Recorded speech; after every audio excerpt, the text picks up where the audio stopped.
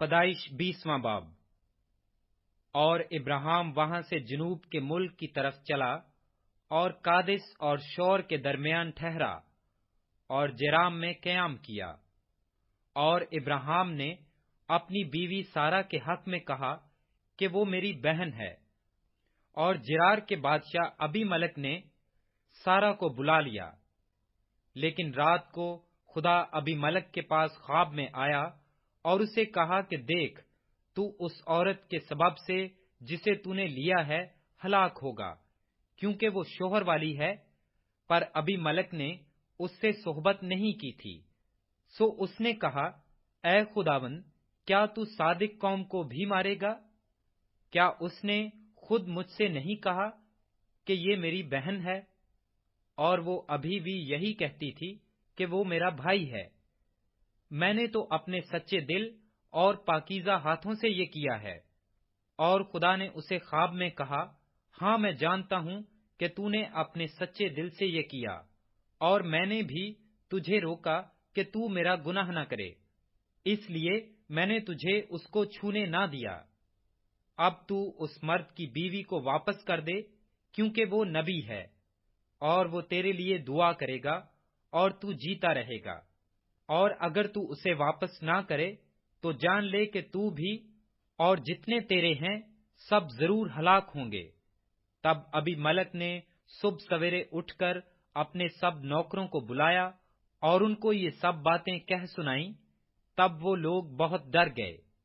اور ابی ملک نے ابراہیم کو بلا کر اس سے کہا کہ تو نے ہم سے یہ کیا کیا، اور مجھ سے تیرا کیا قصور ہوا کہ تو مجھ پر اور میری بادشاہی پر ایک گناہ عظیم لایا؟ تو نے مجھ سے وہ کام کیے جن کا کرنا مناسب نہ تھا۔ ابی ملک نے ابراہیم سے یہ بھی کہا کہ تو نے کیا سمجھ کر یہ بات کی؟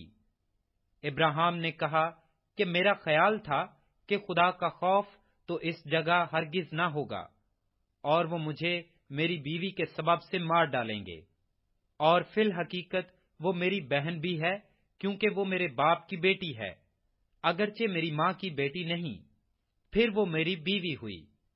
اور جب خدا نے میرے باپ کے گھر سے مجھے آوارہ کیا تو میں نے اس سے کہا کہ مجھ پر یہ تیری مہربانی ہوگی کہ جہاں کہیں ہم جائیں تو میرے حق میں یہی کہنا کہ یہ میرا بھائی ہے۔ تب ابی ملک نے بھیڑ بکریاں اور گائے بیل اور غلام اور لونڈیاں ابراہیم کو دیں، اور اس کی بیوی سارا کو بھی اسے واپس کر دیا۔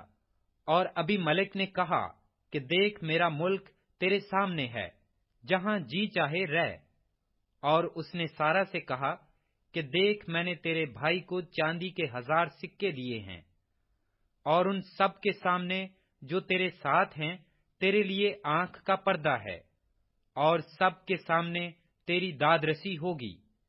تب ابراہیم نے خدا سے دعا کی، اور خدا نے ابی ملک اور اس کی بیوی اور اس کی لونڈیوں کو شفا بخشی، اور ان کے اولاد ہونے لگی، کیونکہ خداوند نے ابراہیم کی بیوی سارا کے سبب سے ابی ملک کے خاندان کے سب رحم بند کر دیے تھے۔